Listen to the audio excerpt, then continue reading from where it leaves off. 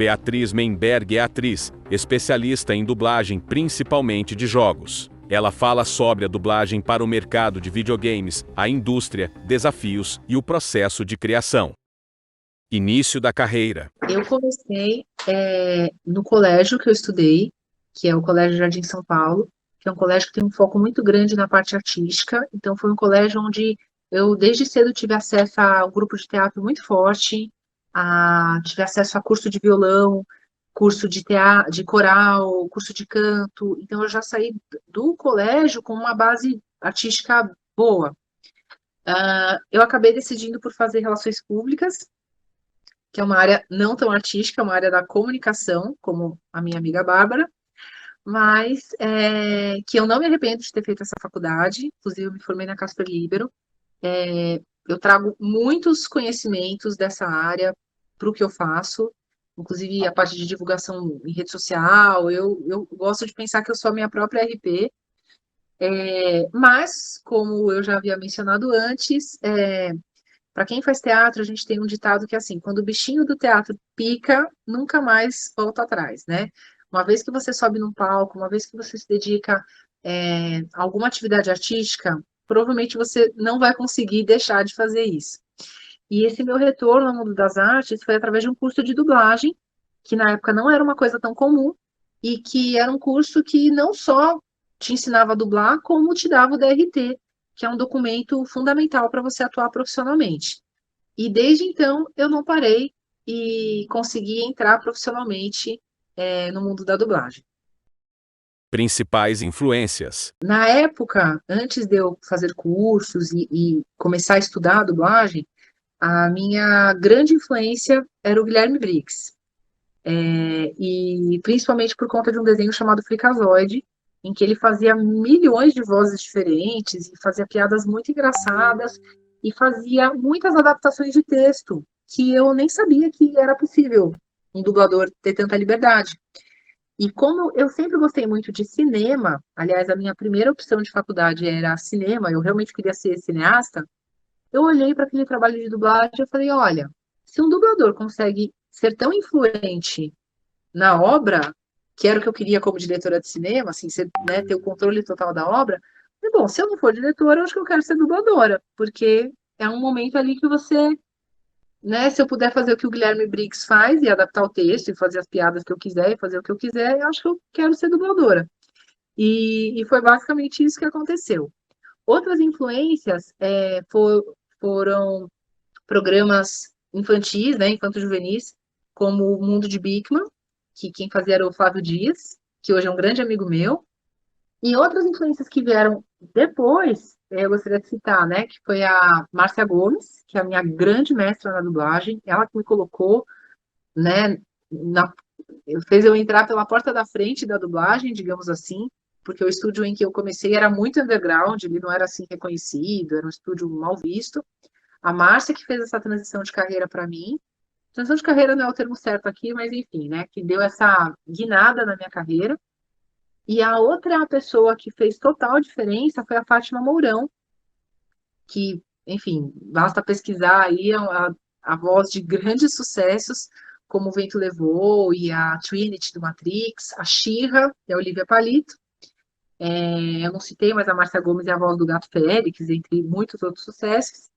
E essas duas foram influências maiores no decorrer da minha carreira profissional mesmo, né? Então, são pessoas que eu ali, lado a lado, fui aprendendo técnicas diferentes e realmente, assim, revolucionou a forma como eu já vinha dublando, mas depois de ter contato com elas, realmente foi, como é que fala? Foram divisores de água em termos de influência e em termos de parcerias profissionais também.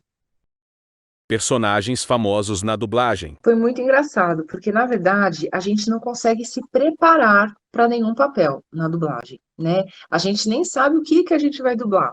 A recepcionista do estúdio liga e fala: olha, você tem 2 horas de escala hoje, ponto. E é só isso que você sabe. A Freya, eu tive ainda algum spoilerzinho, eu ainda tive alguma. Vai, nem era para eu saber, mas o dono do estúdio cochichou no meu ouvido e ele falou: olha, não era a personagem nem existia ainda. É uma personagem que ela foi inserida, ela é uma personagem nova na mitologia do God of War. Então não é que eu já sabia da existência dessa personagem e aí eu consegui trabalhar isso na minha cabeça. Eu só soube que eu ia fazer parte de um teste para o God of War, que é esse jogo gigantesco que dispensa apresentações. E aí que eu ia fazer uma personagem grande nesse jogo. Quando eu soube que eu passei no teste, porque foi um teste com mais outras duas dubladoras e a Sony acabou escolhendo a minha voz. Quando eu passei nesse teste, a personagem Freya, ela era uma novidade para todo mundo no estúdio, até porque essa leva, né, essa era do jogo, na qual eu faço parte, ela representa uma era nova, né? O God of War, ele sempre se tratou da mitologia grega, e o God of War de 2018 era a primeira vez que eles estavam entrando numa outra seara, inclusive apostando, né? A Sony, a Santa Mônica apostaram assim, de forma bem corajosa, em algo totalmente novo, né? Eles não sabiam se o público ia aceitar essa nova roupagem. E não só deu certo, como deu muito certo. E a Freya é um sucesso, essa roupagem nórdica foi um sucesso, a comunidade de fãs abraçou assim para valer, e tanto é que voltou no Ragnarok, né? Então a minha voz está na Freya nesses dois jogos. Mas como eu te disse, a preparação ela não existe muito, né? Você chega no estúdio, videogame, você tem menos preparo ainda, porque não existe o material pronto, você tem um storyboard com o rosto do seu personagem e a voz que já vem pronta em inglês. E é só isso que você tem. O resto você constrói com a sua própria imaginação. E então eu tive pouco preparo para a Frag. Destaques na carreira de dublagem. Olha, eu lembro, na época que eu estava casada, eu sempre acreditava muito isso ao meu ex-marido, né? A questão dos videogames, porque eu era casada com um cara que, assim, era apaixonado por videogames. E eu não jogo, eu não gosto de verdade, assim, de videogames. Eu jogava quando eu era menor.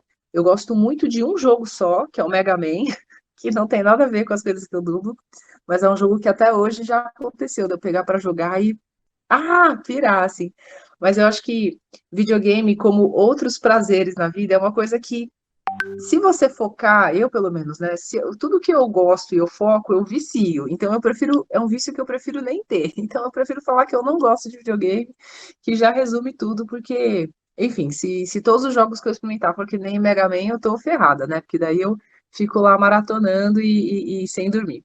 Mas resumindo um pouco, eu, até por influência dele na época, que só falava de videogame e tinha podcast sobre isso, e outras pessoas na minha vida, eu sempre fui cercada de pessoas que gostam muito de videogame, mesmo eu não jogando.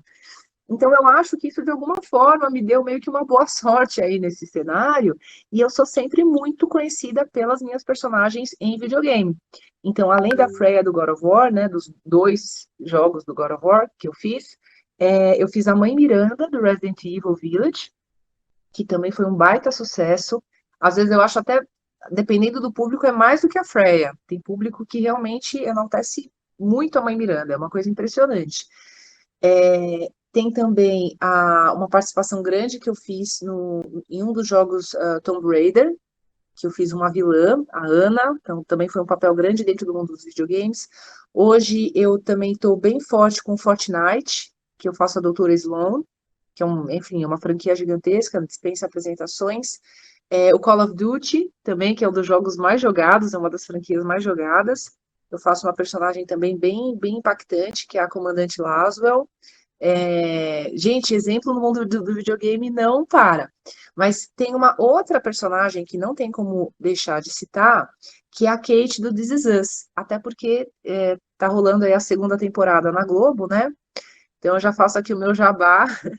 Então eu tenho um público que eu percebo que é majoritariamente infanto-juvenil, por conta ainda do videogame, que é claro que atrai muita gente mais adulta, mas o grosso ainda é o público mais jovem, e um público totalmente diferente que vem do This Is Us, né? Que são às vezes mais mulheres, às vezes até, enfim, é um outro público.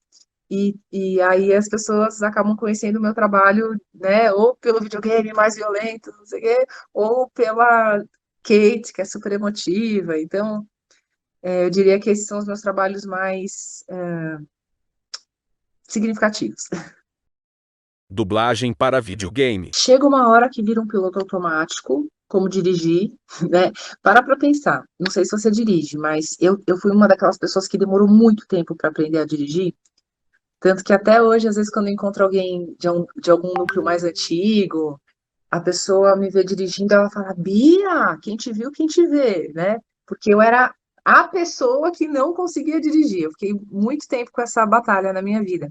Então, dirigir carro, se você parar para pensar, é uma coisa impossível, porque você está ali com as mãos no volante, às vezes ouvindo um rádio, prestando atenção no que está acontecendo na sua frente, olhando para vários espelhos ao mesmo tempo, desviando de buraco, desviando de pedestre. Nossa, se você for enumerar, né, controlando o câmbio, tem muita coisa acontecendo. E dublar é quase a mesma experiência. Você está controlando muita coisa ao mesmo tempo.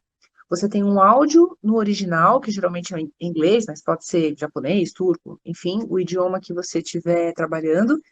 Um texto traduzido, geralmente em papel ou num tablet, em português na sua frente. Uma tela que você tem que não só sincronizar o lábio do personagem, como trazer a sua interpretação para uma interpretação que já está pronta.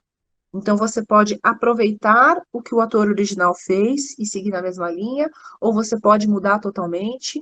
Como eu mencionei, o Guilherme Briggs é referência em fazer isso, né? Ele faz quase que uma releitura do personagem, e eu gosto quando o dublador tem essa liberdade, quando ele consegue, né? Não precisa radicalizar, não precisa fazer uma coisa tão diferente, mas de alguma forma a gente tem a oportunidade de melhorar ainda mais o que já é bom, né? Então, a dublagem brasileira, ela já tem esse pedigree, ela já tem esse selo, ela já tem essa marca, é muitas vezes considerada por diversos selos, por diversas personalidades e pessoas de calibre alto aí como a melhor do mundo. Eu estava recentemente numa reunião com o pessoal da Warner, enfim, já vou me exibir aqui, porque tem um ex-aluno nosso do curso A Magia da Dublagem, que também é um produto aí que a gente tem. Vou tentar não me estender muito, mas enfim, um aluno nosso, tá, do nosso curso, hoje é a voz cantada do Willy Wonka, do filme Wonka, tá? É isso. A gente conseguiu essa grande vitória. E ali no meio da primeira audiência, da pré-estreia, né? Um dos líderes da Warner comentou isso. Ele era argentino e ele falou: gente, eu falo com toda a propriedade porque eu sou estrangeiro. Eu não, né, não poderia, não estou puxando a sardinha para ninguém. A dublagem brasileira é a melhor do mundo. Eu trabalho com isso o dia inteiro, eu escuto as vozes do mundo inteiro e é de longe a melhor. E a gente está aqui para enaltecer isso. Então, é isso, né? A dificuldade ali dentro do estúdio ela existe, mas é como dirigir carro. Chega uma hora que alguns trabalhos, é, todos os trabalhos são importantes, não é que a gente vai fazer de qualquer jeito, mas chega uma hora que, dependendo do trabalho, dá tranquilamente para fazer numa espécie de um piloto automático. Mas esse treino vem com, assim, no mínimo uma década de estúdio. Curiosidades na hora da dublagem. A dublagem, ela é uma atuação não tanto quanto o teatro, porque ela vai usar outras ferramentas, mas a base é totalmente a mesma, principalmente para videogame. Eu não sei se ficou muito claro, e aí eu esclareço quantas vezes precisar, mas existe uma diferença no mundo da dublagem entre todas as dublagens, filme, desenho, série, novela, todas são feitas dessa forma que eu descrevi, onde você tem a tela, a imagem e o sincronismo labial. Uma televisão, como se fosse a TV da sua casa, você está assistindo exatamente como se você fosse assistir a novela, que você assiste sempre. Vai ter uma TV dentro do estúdio e você assistindo, você vai colocando a sua voz em cima. Isso é uma coisa. Existe uma outra coisa chamada dublagem de videogame. Por isso que o pessoal ainda usa um termo diferente, localização. Eu nem concordo muito com esse termo, porque eu acho que localização é muito mais do que só fazer dublagens de videogame. Localização representa legenda, representa adaptações diversas, então ele não deveria ser só usado para dublagem de videogames, mas o pessoal fica com vontade até de usar um outro termo só para designar a dublagem de videogames por conta disso. É uma técnica diferente, porque como eu mencionei no caso da Freya, vem sem imagem. Amiga, a gente dubla sem imagem. A gente tem só acesso às ondas do Pro Tools, que é o software que a gente usa na dublagem. É só aquelas ondinhas de áudio, só, e o áudio original em inglês, geralmente. Então a gente não tem a questão do sincronismo ali na hora. O rapaz tem que fazer, o técnico, né? Ele tem que fazer esse sincronismo todo depois, na boca da personagem. Então, a dublagem de videogame, a gente fica mais, é a experiência mais próxima de uma atuação de palco, propriamente dita, porque o ator tem que usar mais ainda o talento dele, usar mais ainda a criatividade, ele tem um elemento a menos ali, ele não tem a imagem, ele tem que ser muito, ele tem que ter muito mais imaginação para preencher essas lacunas. Mas no fundo, é teatro puro, é teatro puro. E é mais difícil porque no teatro você tem vários recursos, né? Você tem a maquiagem, você tem um figurino, você tem uma trilha sonora. Na dublagem você tem só a voz. Então a sua voz tem que ter todos os elementos que teria num teatro em um elemento só. Ela tem que estar muito clara, ela tem que estar muito precisa. O público não pode ter dúvida das intenções daquele personagem, né? E você tendo que não ter os vários recursos que você tem em outras mídias, digamos assim. Mas é sempre importante frisar isso, que o dublador, ele é um ator, ponto, né?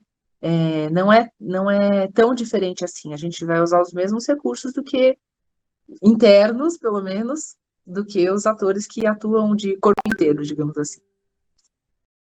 Voice Talent. A gente chama isso de voice talent, né? Quando a pessoa é chamada só pela popularidade. Nos Estados Unidos, isso é muito comum há muito mais tempo do que no Brasil. Tanto que os marqueteiros do Brasil, né, copiaram esse formato, porque nos Estados Unidos isso já existe há muito tempo e deu super certo lá. E aqui eu acho que deve estar dando certo, porque eles estão continuando, né? Só que nos Estados Unidos, como é que eles faziam? Eu lembro que nos anos 90, quando eles iam dublar alguma animação, tipo Toy Story, ou mesmo outras animações menores, e aí, nossa, teve uma história que me marcou muito, assim, eu nunca lembro o nome desse filme, mas é uma história de uma formiguinha, de uma aranha, ela chama Charlotte, se não me engano, e aí é uma história infantil americana, mas é bem bonita. Tem um porquinho, é uma história do porquinho que faz amizade com uma aranha e ele consegue salvar a aranha. É uma história americana, assim, bem, bem tradicional lá deles. E eu lembro que eu estava assistindo isso dublado em português, e depois aliás, eu estava assistindo isso dublado em inglês, né? Assim, no original, com as legendas, e eu falando, gente, quem são essas vozes que estão, né, dublando o porquinho, dublando a aranha, dublando os bichinhos da fazenda? E era um elenco absurdamente maravilhoso. Era a Julia Roberts, era a própria Oprah, que, para quem não sabe, é atriz, é uma super atriz, inclusive. É, Nossa, eram pessoas, né? Até os tudo bem que a Julia Roberts é atriz mesmo, mas até as participações que estavam lá, de pessoas que nem sempre são atores, eram tão majestosas. Então, eu acho que o mercado americano sabe fazer essa escolha muito bem de quem tem que estar num produto dublando, que não é um dublador tradicional, mas que vai arrebentar, que vai mandar super bem. Parando para pensar, eu acho que eles nunca colocam pessoas que não são atores. Eles podem não ser dubladores de outras coisas, mas eles são sempre bons atores de outras áreas, ou grandes apresentadores, no caso da Oprah, que a Oprah é uma exceção mesmo, porque ela tem uma carreira de atriz também. Resumindo, eu acho que o americano sabe fazer isso muito melhor. No Brasil, esse conceito virou realmente, tipo, qualquer famoso pode dublar. Então, se o cara é, tipo, um jogador de futebol famoso, ele pode dublar. Então, isso, eu acho que essa foi a besteira aí, né? E aí a gente tem os cases clássicos do Luciano Huck, que é inaudível, tipo, você não consegue ver o filme.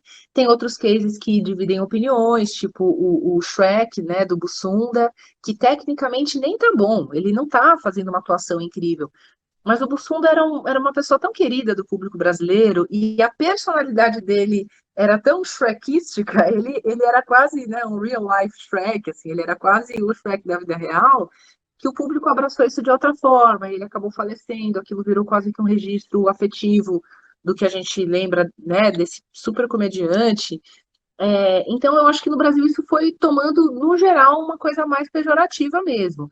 Agora, um exemplo que eu gosto sempre de citar, já encerrando esse assunto, que você viu que eu sou faladeira, é a Mari Moon, que foi uma youtuber muito grande. Eu não acompanho mais o que ela está fazendo, mas ela foi uma das primeiras, uma das pioneiras de internet no Brasil, né? Eu acompanhava muito ela no começo. Cara, ela não é atriz, que eu saiba, e ela teve um desempenho absurdamente maravilhoso naquele filme que inclusive é uma das minhas animações da Pixar preferidas, o Detona Ralph. E ela é a Venélope, se não me engano, é o nome da personagem. E é um filmaço, e ela, cara, ela não é tão conhecida pelo trabalho dela de atriz, e ela teve um desempenho muito bom. Sem falar em outros atores, inclusive globais, que quando emprestam as vozes, arrasam. O Thiago Fragoso, eu acho que ele fez o Ratatouille, mas novamente, aí nesse caso, é mais parecido com o mercado americano. Então você já pega um super ator e provavelmente ele vai arrasar como dublador. Bom, já me ocorreu um outro exemplo contrário. A Juliana Paz, por exemplo. Eu acho ela nota 1 milhão, assim, como atriz de novela. Mas eu lembro que eu vi uma dublagem dela que eu não gostei.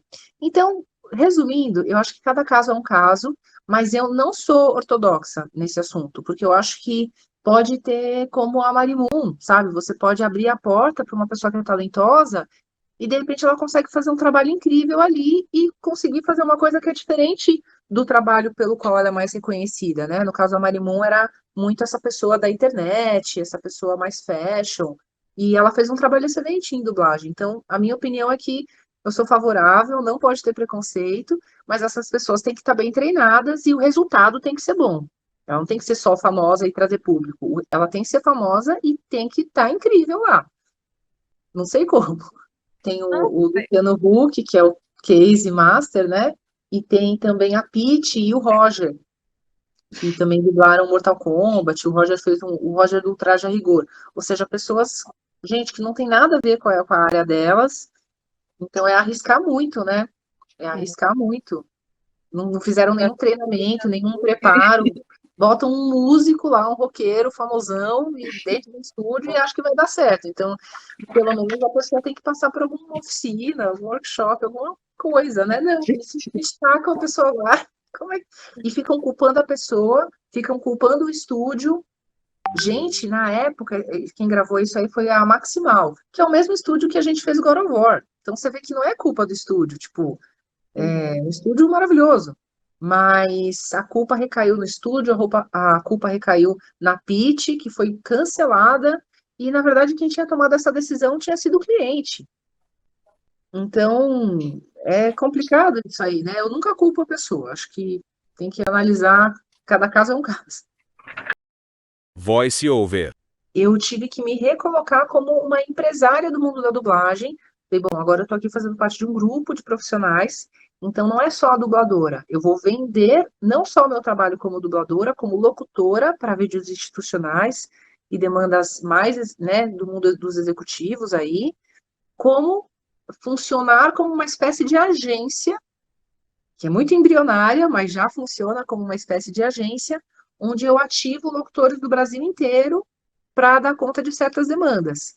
Então, a VoiceOver nasceu como uma empresa totalmente burocrática, era só um nome bonitinho para colocar lá no CNPJ, e hoje, Passinhos de Formiga está virando uma agência de locutores e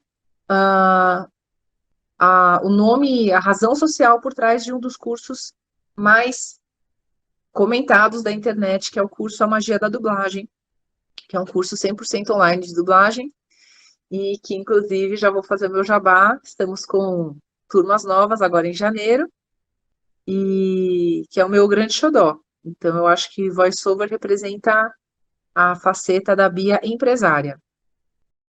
Desafios da dublagem. Eu ainda não estou vivenciando nada oficialmente periclitante nesse aspecto. Até porque eu sou a voz de uma inteligência artificial. Eu vou contar essa história brevemente, mas assim, imagino que você já deva ter ouvido falar da Alexa, que é aquele dispositivo, né, que fala com você, que enfim, interage de alguma forma, que é uma voz de uma inteligência artificial, aliás, é uma voz de um ser humano, né? E é uma inteligência artificial que interage com você. E eu quase fui a voz da Alexa brasileira.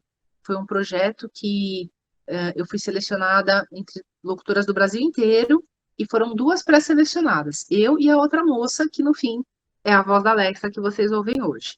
Só que nessa época eu fiquei 1 ano e meio nesse projeto. E era uma coisa super secreta, eu não podia falar para ninguém.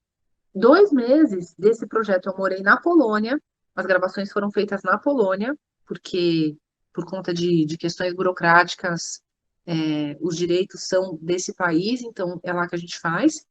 E todo um restante de gravações a mais é feito no Brasil. Então, somando tudo isso, foi 1 ano e meio desse projeto.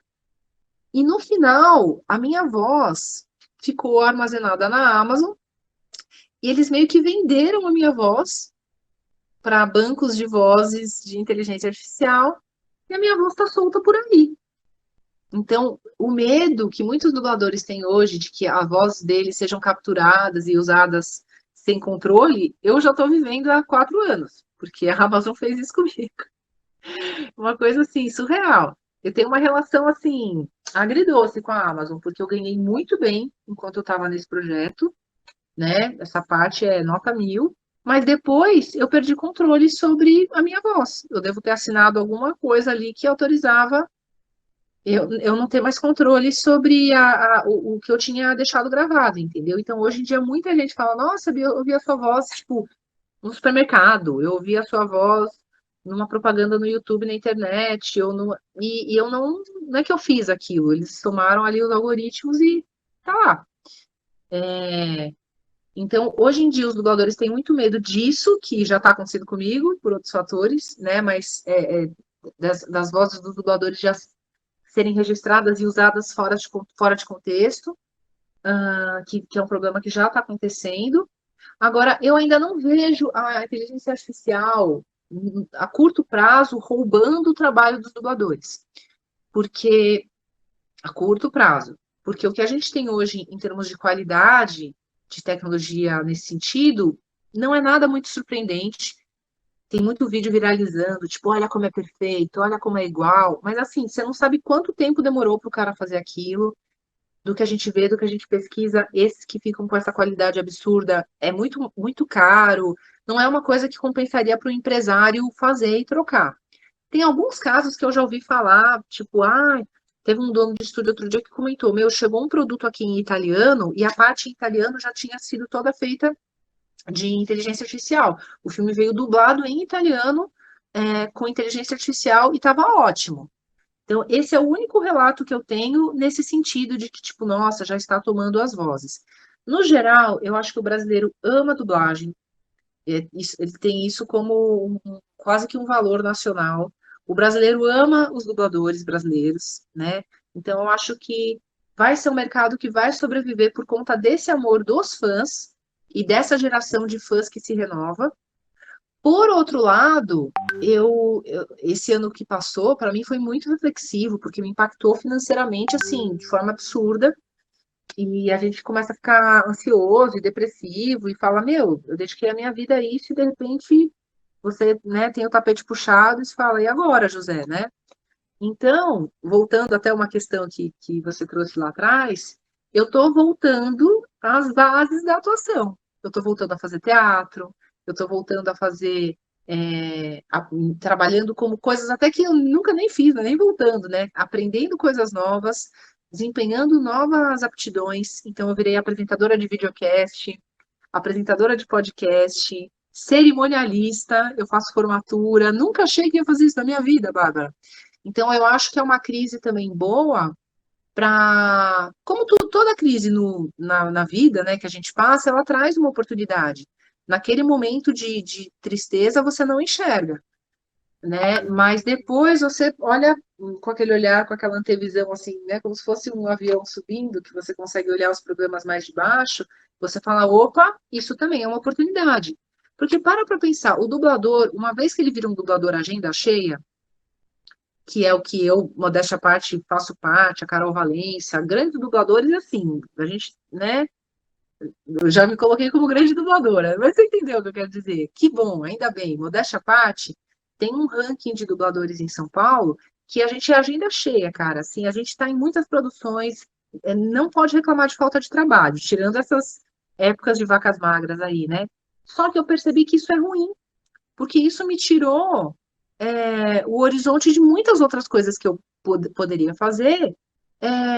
E bem ou mal é você apostar no, colocar todos os ovos num cesto só, né? Então, para mim foi uma grande reflexão. Eu estou me readaptando para também atuar em outras áreas. E porque é isso, a dublagem, mesmo ela parece ser um lugar muito seguro para o ator, mas ela é incerta, ou por greve de Hollywood, ou por demandas de mercado que oscilam. Então, para mim, foi quase que um soco na cara bom, de tipo, Bia, não é menos seguro do que você imagina, entendeu? Você tem que ter outras fontes de renda. Então, eu estou trazendo essa crise de uma forma boa, não só para mim, como para todos os dubladores, que eles não esqueçam que eles são atores também e que eles não precisam deixar de fazer outras atividades, né? A dublagem ela tem que ser uma das suas fontes de renda, ela não precisa monopolizar, como a gente acaba ficando viciado, porque a dublagem realmente toma todo o nosso tempo, mas tem que dar um jeito de se dedicar às outras áreas também. Média salarial do dublador. E se você olhar, ela não é muito alta, é tipo R$ 200 a hora. Para videogame é mais, para canto é mais. Então, só que os dubladores acabam ganhando bastante, porque às vezes você vai fazer um filme, você vai fazer uma novela. Então, como eu falo, né? O dublador iniciante, não. Eu tenho os meus alunos que estão começando agora, eles conseguem, num mês assim, bem produtivo para a realidade deles, eles conseguem tirar 1.000, R$ 2.000. Então, isso é uma ajuda de custo, isso é uma renda extra. Você tem que ter outras atividades. Para um dublador agenda cheia, não estou querendo me gabar, Bárbara, mas a gente ganha mais de 20 mil facilmente. Facilmente. Porque, só que daí trabalha que nem um condenado, entendeu? Ontem mesmo eu cheguei do estúdio 3 da manhã. Critérios para ser um dublador. Caso você queira aprender muitas dicas sobre o mercado, com uma pessoa como você está ouvindo aqui a minha história, Bárbara, uma pessoa que tem a história não só de ser muito reconhecida no mundo do videogame, como tem essa bagagem internacional, né? E de outras áreas também, agora, essa parte dos eventos e outras coisas que eu tenho desenvolvido, inclusive o BNI, inclusive essa parte empresarial. Então, de tudo isso, eu realmente indico o curso A Magia da Dublagem. Não é um jabá vazio, tá bom, gente? É porque realmente, ainda mais para quem está gostando dessa entrevista e se interessando e curtindo, eu tento trazer toda essa história em detalhes, com dicas práticas, com dicas reais, e diferente de outros cursos de dublagem que tem no mercado, inclusive online, que são ótimos, cada um com a sua linha, mas eu, mais do que qualquer outro profissional, eu tento, e não só tento, consigo colocar aquele aluno que realmente é bom no mercado. Então, como eu citei, hoje eu tenho 2 alunos que estão se destacando demais. O Martim era uma grande estrela, assim, das nossas turmas, e ele já trabalha, já mora em São Paulo, já consegue viver de dublagem, já trabalha profissionalmente mesmo, em pouco tempo ele já consegue viver disso. Mas, novamente, era um talento acima da média, era uma pessoa muito, muito preparada para a dublagem.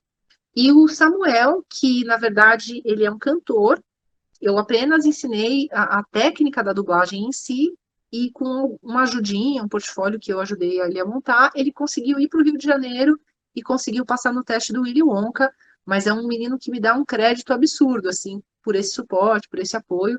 Então, eu trabalho muito com esses 2 exemplos, assim, prata da casa, para mostrar para as pessoas que o curso Magia da Dublagem não está de brincadeira. A gente coloca quem é bom no mercado. E se o mercado ajudar, né? Porque ano passado o mercado estava fraco até para os veteranos. Mas dito isso, para ser dublador, você não precisa ter uma voz garbosa, que era aquele conceito de antigamente, né? Ah, voz do locutor. Nada disso. Todas as vozes são importantes, todas as vozes vão ser usadas em algum momento.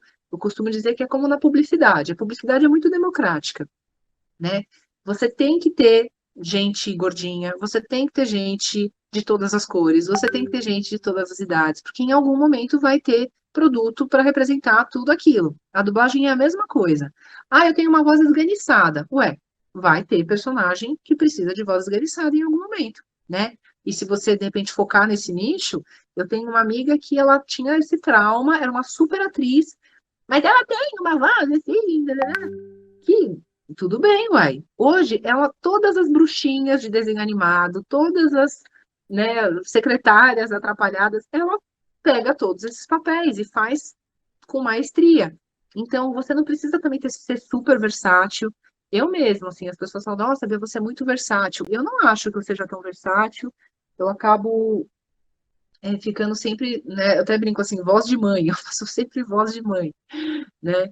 Claro que é importante ter uma voz versátil, saber fazer mais vozes, mas não é fundamental. Tem vários poderes, superpoderes, que são ótimos, caso você tenha, mas não são fundamentais. O que é fundamental é você ter uma boa leitura, isso é fundamental, sem isso é muito difícil a gente avançar no desenvolvimento da pessoa em dublagem.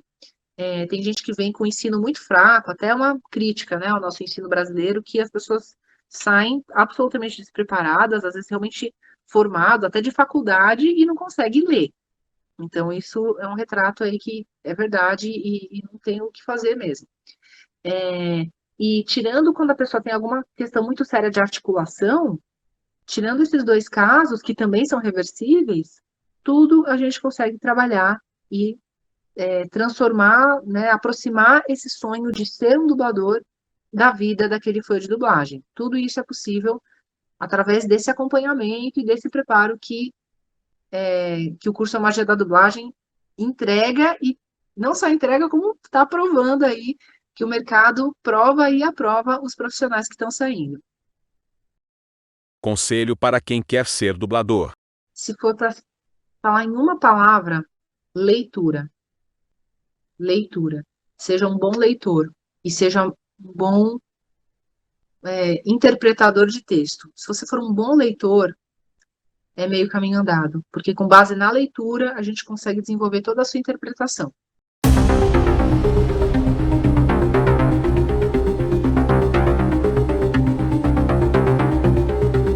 Acesse o portalnorte.com.br e confira a matéria completa.